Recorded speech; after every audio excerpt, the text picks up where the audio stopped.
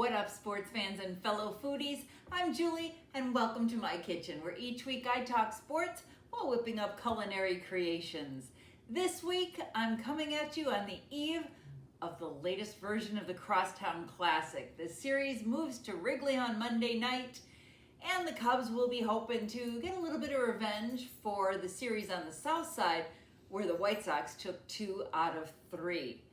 Of course, what screams Chicago more than a Chicago hot dog? And so that's what we're going to be focusing on tonight as we break down this north side, south side matchup coming your way. All right, so you have to know a Chicago hot dog appeals to both sides of town. And I'm pretty sure neither side of town puts ketchup on it. No ketchup on this one either. And you'll see as we put this together how we include some of Chicago's favorite ingredients. I'm going to start by just kind of diving into our test one here, our little sample batch, because it's just calling me. It just looks so good, right? Oh my gosh, I didn't expect this. What? As the minions would say, what?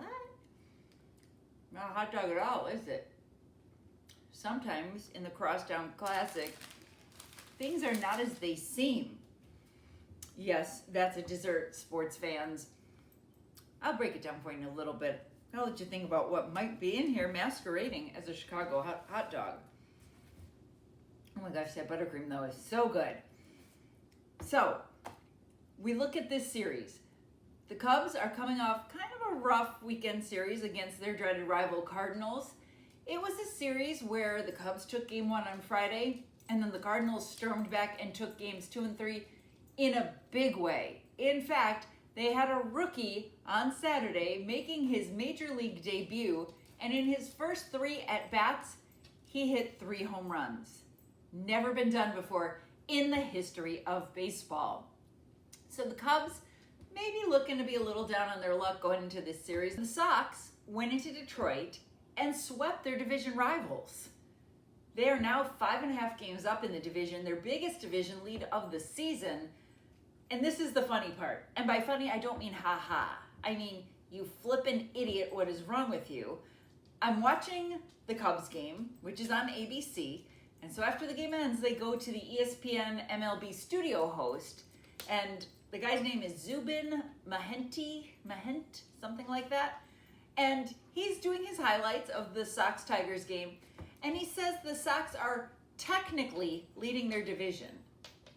There's no technically, dude. They're up 5.5 games. What is this technically BS? Okay, whatever. I'm over it now. Not really, but I was pretty ticked when it happened. I just kept thinking, what is technically? Technically is like when they're in a tie atop the division and somebody's got the tiebreaker. Whatever. Anyway, the White Sox, with a 5.5 game division lead, they're ahead of the Tigers, the Twins, the Guardians, all teams that have had some hot streaks of late. But the White Sox are the team that's peaking right now, and Cubs fans, you might be a little worried about that. But the Sox are going to have some issues with their pitching. I'm not saying bad issues, some question marks. They have Luis Castillo, their recent acquisition at the trade deadline. He is scheduled to pitch the opener against Shota Imanaga. I know Cubs fans may be a little worried that some balls could be leaving the yard on Monday night against Shota. And the White Sox hitters have been pretty homer happy this weekend. But after that, the Sox have not announced their pitchers for games 2 and 3 yet. So that remains to be seen.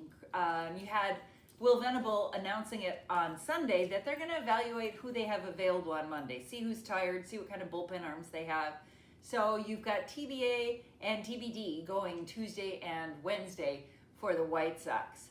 The Cubs, though, feeling like they made some good acquisitions at the deadline. They have had some pitching improvements with the guys they picked up, and they're starting to get some guys back healthy.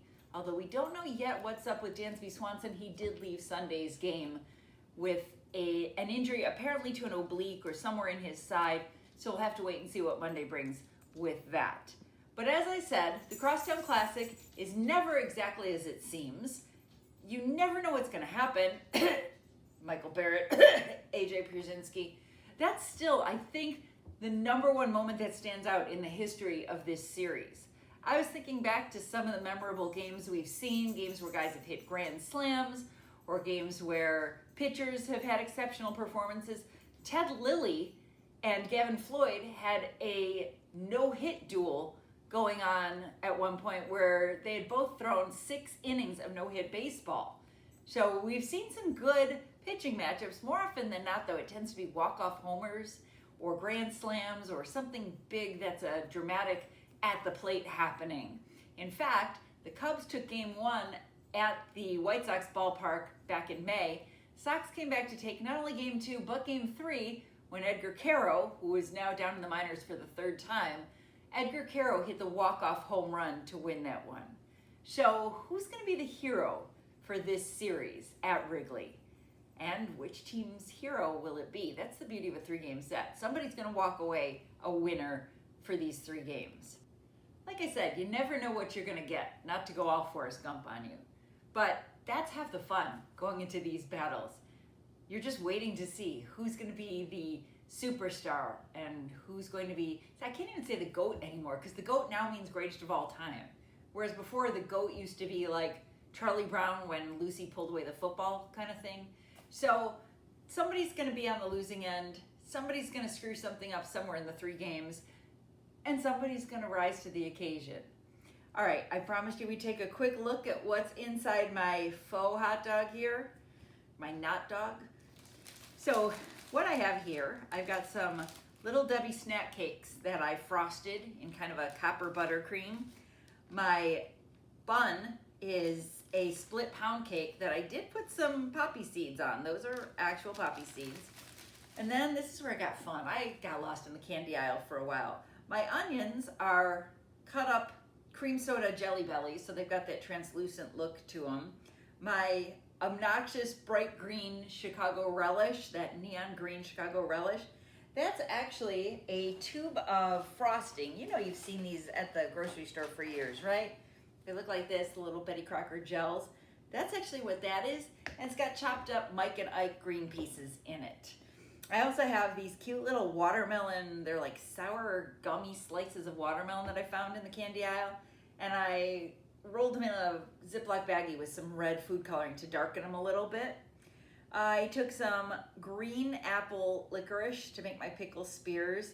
My buttercream is, of course, a yellow buttercream, and that makes my mustard. Like I said, we're not animals here, no ketchup. And my sports peppers, this might be my favorite part. For those, I took some Tootsie Rolls. These are the Tootsie Roll fruit chews. And I took equal parts green and yellow, and I mushed them together like I was kneading fondant, and I got this awesome color that looks like a sport pepper. I just rolled it in a shape, and boom, there it goes. And I couldn't forget the celery salt. It's subtle, but it's a little bit of green-colored sugar, sanding sugar. And so if you look really closely, you'll see some of that sparkling in there as well. So needless to say, this is probably not something you want to eat for dinner on Monday night as you're getting ready for first pitch, but it sure is going to make one hell of a dessert.